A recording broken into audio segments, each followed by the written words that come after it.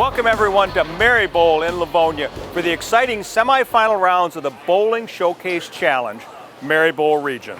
I'm your host, Mark Martin, and thanks for continuing to join us for this exciting competition. First off, I'd like to thank our host center, Merri Bowl. Come check them out sometime. Now, if you remember from our previous episodes, this year's Bowling Showcase Challenge is divided into two regions, the Merri Bowl region and the Century Bowl region. Each region consists of 8 teams, and over the last 4 weeks, we've seen those 8 teams, which make up the region, battle head-to-head in Baker format single-game elimination. Now, after 4 weeks of first-round action, only 4 teams remain to continue their quest to be the last team standing and earn the right to battle the winner of the Century Bowl region for the ultimate prize and be crowned the 2019 Bowling Showcase Challenge champion. So now you're up to date. The semifinal rounds of the Merri Bowl region. This week's regional semifinal match features Bowl 1 facing off against Woodland. Bowl 1, they got here by beating Ansara Shank back in the first round, in fact the very first week, with that perfect Baker 300 game.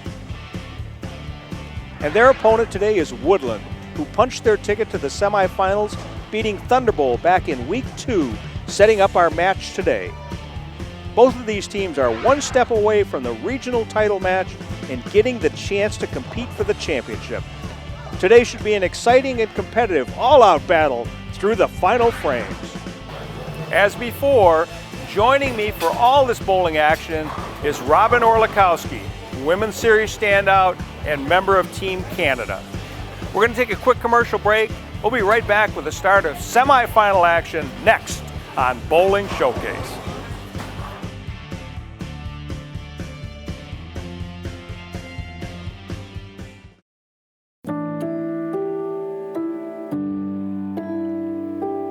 Won a lot of professional tournaments. We won a lot of tournaments worldwide.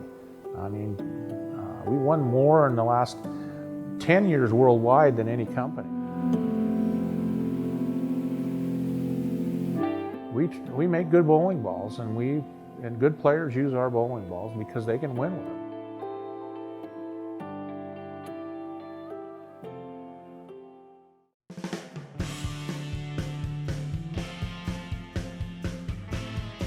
Hello everyone, and thank you for joining us.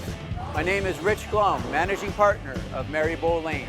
On behalf of my staff and my entire Merri Bowl family, we want to welcome you to this year's 2018 semifinals of the Bowling Showcase Adult Challenge.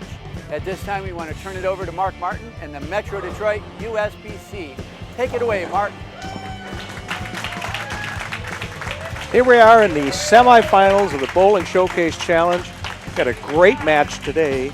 We have Bowl 1, who shot 300 back in the first round against the champion from 2017, Woodland Lanes. Yeah, this is going to be an exciting match here. I know Bowl 1 is pretty excited with the 300. Let's see how they bring it to the lanes now. The Tom Steptoe will lead off for Bowl 1 on lane 5 here at Merri Bowl.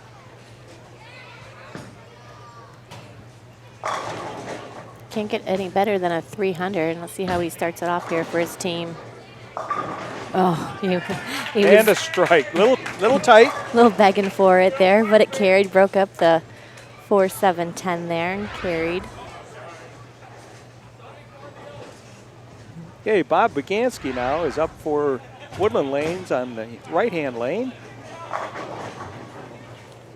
Woodland back in the first round beat Thunderbolt 213 to 167 to get to the semifinals. He's a good person to lead off their team to get them pumped up here. He throws a really powerful ball, lofting it out in the lanes. I really like his matching socks. Leaves a 10-pin. He's happy to be invited to bowl the Bowling Showcase again. His 3rd time bowling. Hey, Woodland has the exact same lineup they had back in 2017 when they won it. A nice cover by Bob. Yeah, no problem at all. He's a graduate from Central Michigan, wondering why he's wearing a U of M hat. Maybe he's got kids who went to U of M. Maybe his money went to U of M. So William Vanover now up for bowl 1 on the left-hand lane. Great. And he comes through with a strike. If I'm counting right, I think that's 14 in a row. Yeah, pretty exciting. I mean, solid shot there. Nice way to start off this match. That's right. So Merri Cooper is up for the Woodland team on lane 6. Lanes 15 and 16, you're like really going off about 8 minutes. Oh, and carries a 10 pin. Nice love tap there to get the 10 out. You bet. They're yelling hook. They wanted it to carry. They should have yelled carried. Well, I think the ball was out there, and Had quite a bit of area to cover. yeah, to a lot get of back. area to cover, and the friction took over. Kim Maddie now for the bowl 1 team on lane 5, working on a double. Crosses over, leaves the 5-10 split. Appeared to me from this angle that she got it to the right a little early, hit the dry, and really bounced off and moved left there. So for a right-hander, 5-10 is quite difficult to pick up. So it looks like she's going to use her strike ball here. So you need to be on the left side of the 5 pin to slide it over into the 10.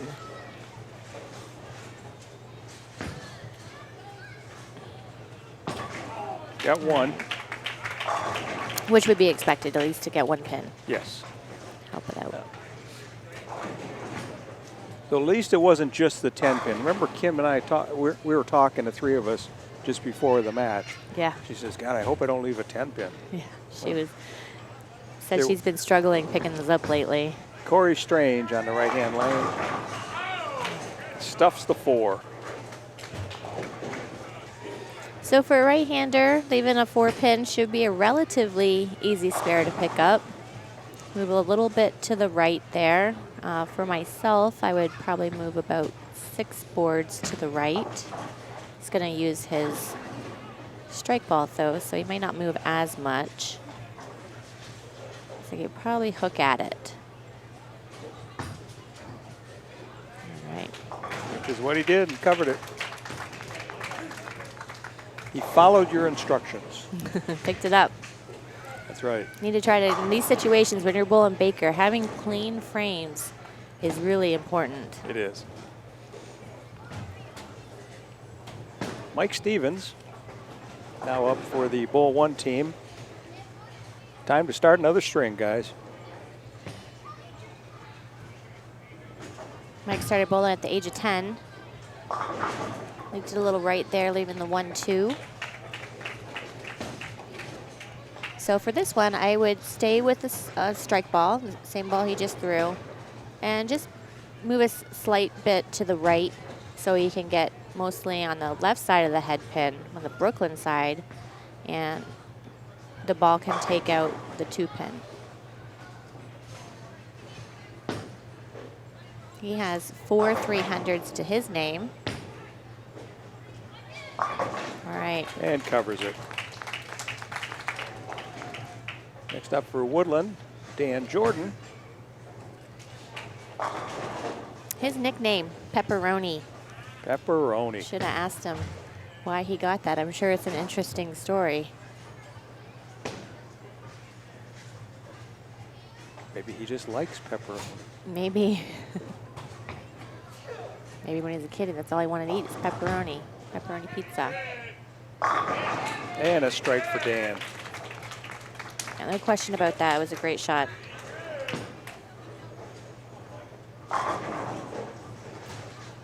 Hey, Mike Bialik for bowl 1.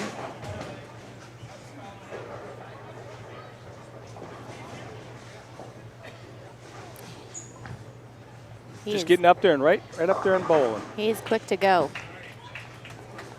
Leaves the 2, 4, 7, 8. This one, This is a pretty difficult one to pick up. I mean, you're in a pressure situation here, but even when you're not, it's a tough spare to pick up because of that 8-pin, that sleeper in the back there. Picks it up with no problem. He just steps right up there and bowls. Yeah, he gets it done. Okay, Woodland now working on a strike. Chris Nielsen coming up. Chris is most proud that he shot an 800 series at the 2014 Nationals in Reno. That's quite a place to shoot an honor score. Yes, it is. Something to stay with you your entire life. All right. Leaves a corner pin, leaves a 7-pin. All right. Yeah, what's nice about that is every time he goes and bowls nationals, they'll announce his name in front of the whole squad before they walk out. So it's always recognized. That's true. Quite an accomplishment. And he actually has 29 800 series. Wow.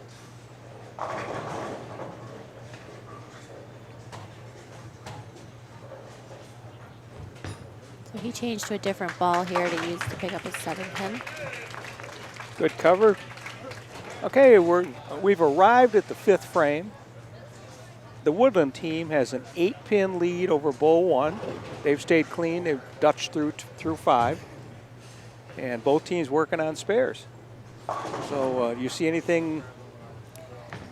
You know, I like it when it's a tight game and comes down to the end here. So I'm sure they're all thinking just stay clean, make a good shot, get it off your hand cleanly, and if you leave something, pick it up. Hopefully it's makeable. That's right. So exactly. No, it's just other than that 5-10 split that Kim Maddie left. Right. You know, everything was covered.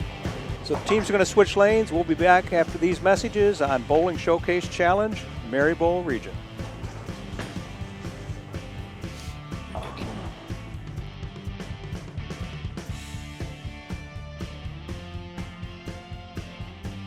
We just got asked basically to bowl, to represent Bowl 1. It's just a group of friends that got asked. Hopefully I think we got a pretty good team. Pretty good individual group of people together. We're just out here to have fun. Just good luck.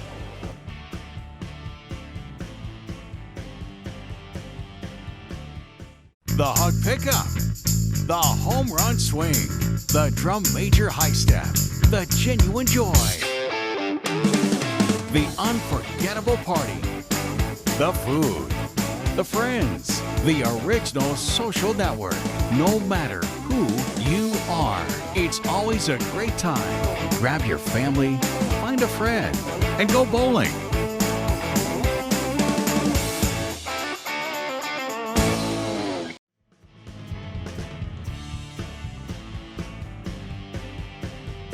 I'd like to thank Tom and Gary, the owners and proprietors, for letting us do this every year.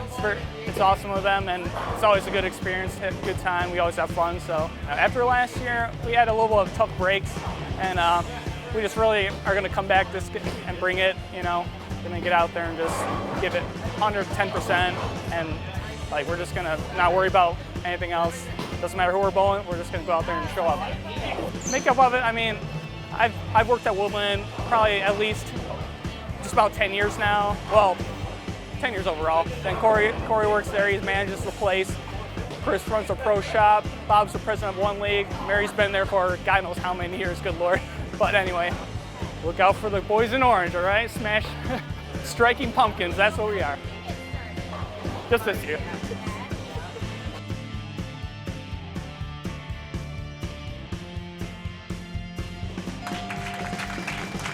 Okay, here we are. We're back. The second half of this match. An 8-pin lead by Woodland. Both teams working on spares. I didn't see any real trends in that first 5 frames. No, there wasn't anything that was like really getting them going. It was, you know, strike, spare, a little split maybe here and there. But You think you think they could be a little tight because it is the semis? yeah, they could be a little nervous. That's but right. hopefully they got the jitters out the first 5 frames there, and hopefully the last 5 here will be real strong. Yep. Woodland's now on the left-hand lane. Bob Bagansky will lead off. Bob back in the first frame, left a 10-pin and converted it. I really like Bob's game. He takes his time setting up. Carries the 10-10 Carried out of the there 10 that that time, yeah. Jinx. So you like his game, but then Mike Bialik, you like his game, but he takes no time. Right. He's a quick gun. That's okay, though. So Thomas Steptoe threw a strike back in the first frame. A little wide there. Yeah, fell off his balance a little bit. Left a 6-pin. Single pin spare. Hopefully we'll be able to convert this without a problem. Looks like he's going to use his strike ball at it, so it's going to move to the left side of the lane and hook into it.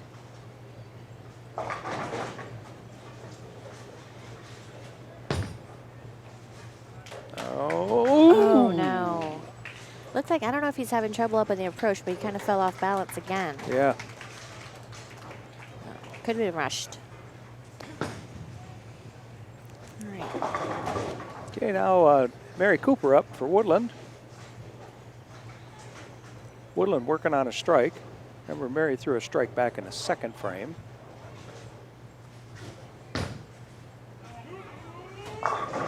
Yeah. All right. Got that ball right out there.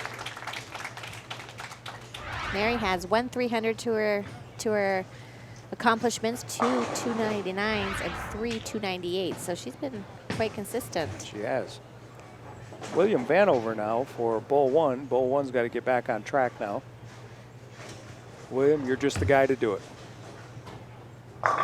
And he does. Man, he has been solid this whole series. He has. Woodland with a 30-pin lead. Now up in the 8th frame, Corey Strange. Corey, a manager at Woodland. He comes from a family of bowlers. Seems like bowling usually runs in the family for a lot of people. All right, And a strike by Corey. Thought it was going to be a little high there, but it carried, looked real good. Hey, do you think that they're teasing him for his height? Just a little bit. Now, Kim Maddie, she'll have her chance now to help the team. They really need a strike right now. They're down by 30 pins. Strike here will keep them only down 30.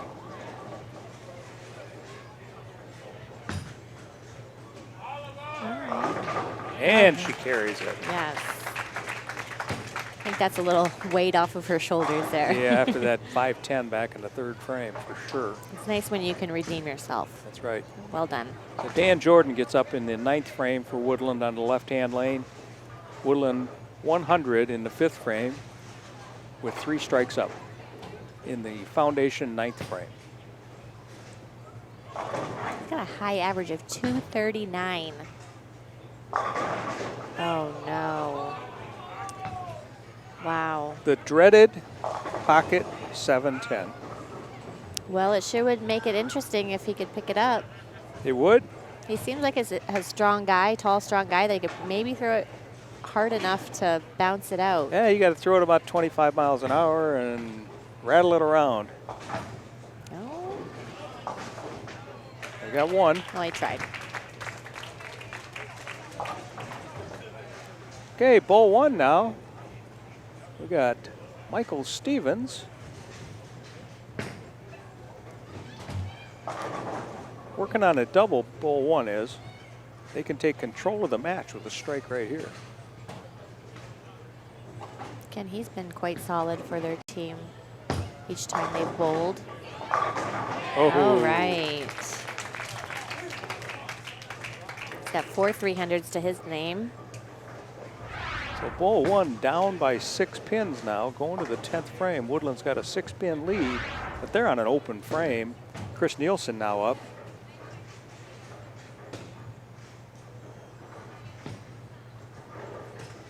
We'll see what happens here. It's important that Chris throw strikes here in the 10th frame. Left a 7-pin back in the 5th frame and covered it. He's taking his time there. He knows how important it is. Mixes Gets it the first up. one. Nice. They can't shut them out, but they can sure make it difficult. Yep, and that's what matters. That's right. Putting the pressure on. That's why you pick your strongest bowler to be the person who can handle that pressure the most for the 10th frame. Well, Woodland, Chris, strike right here and a good count will force bowl 1 to get a double in the 10th. That's quite the pressure. Yes. In the situation, for sure.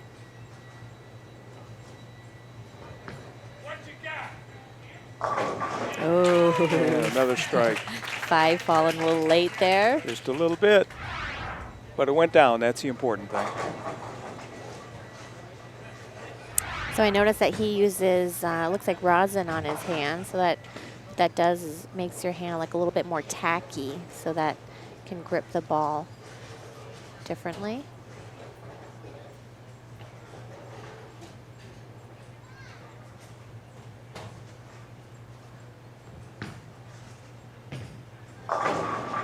Whoa, 3 nice. strikes in the 10th for Woodland and Chris Nielsen for a 216. Bowl 1 has a max score of 220. Coming up in the 10th frame is Mike Bialik. You remember Mike back in the 300, came up in the 10th frame and got the first one, and the second one was a little bit, or the first one was a little bit weak, but it went down and came forward. Tripped the 5-pin forward. So he's just going to step up there and bowl. We know that. There's the first one. This has been a really nice tight match. Woodland had a nice 30-pin lead at some point. It all dissipated with that 7-10 split by Dan Jordan in the 9th frame. Yeah. 9th frame is a very important frame. I like to call it the foundation frame. Yes. Critical shot right here. This is the match. Goes high. Leaves the 3-6, 2-4-7-10.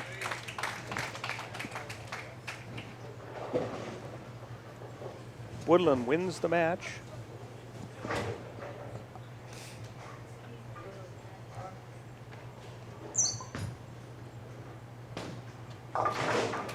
Covers 3 of them. Bowl 1, 205. Woodland, 216. Woodland moves on to the finals of the Merri Bowl region. So, good exciting match, wasn't it? Yeah, I like when they come down to the 10th frame, put pressure on each other. It's exciting. Looks like Mike Bialik might got a little bit slow in the 10th frame on that 11th frame shot. What happened to the shotgun? Yeah, I know. So, Rich Golm, our proprietor here at Merri Bowl, will be back right after these messages on Bowling Showcase to interview the winning team, Merri Bowl region.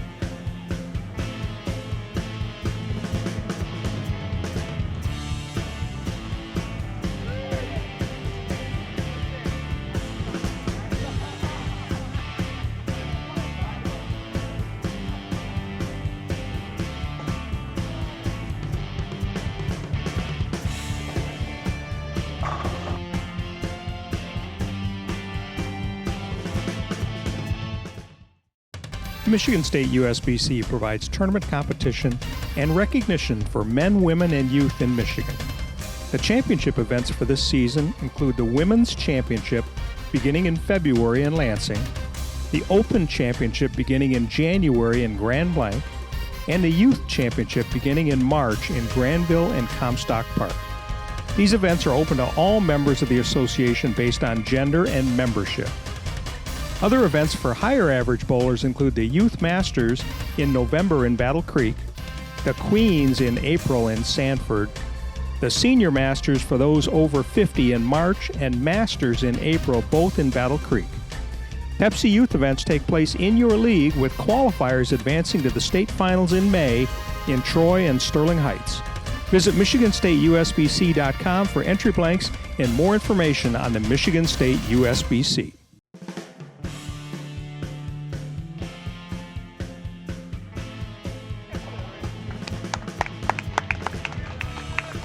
We just want to say congratulations to Team Woodland. What a great match. Come right down to the wire. So, Dan, what do you have to say about that match? I was swaying the entire time. I mean, It started off like, kind of back and forth, and then after my ninth frame, I was just like, oh gosh, little white, I turned white instantly. I was like, okay. Anyway, but they bowled great, and the guys bowled great. They picked me up, so I'm just happy that we just squeaked one out, all right?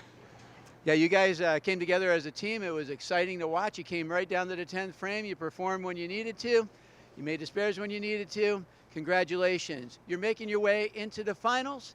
And now we're going to turn it over to Mark and Robin. Okay, so what a great match that was. Yeah, so exciting. Woodland did really well. They had that 7-10 split in the 9th frame, Dan Jordan did. Chris picked him up 216 to 205. What a great match. When you win on the bench, that's where the people are, you have no control of what that other team is going to do, and so you just sit there and you just cross your fingers and hope that it goes your way. Chris did everything he could. Yeah. And it was enough. Yeah, very well done. So now Woodland moves on to the finals in the Merri Bowl region, one step closer to repeating as champion from 2 years ago. First semi-match is over with. The second semi-match, and Sarah and Merri Bowl. We'll look for them next week. Should be a great match. Yeah, looking forward to it. See you next week on Bowling Showcase Merri Bowl region. See you for now.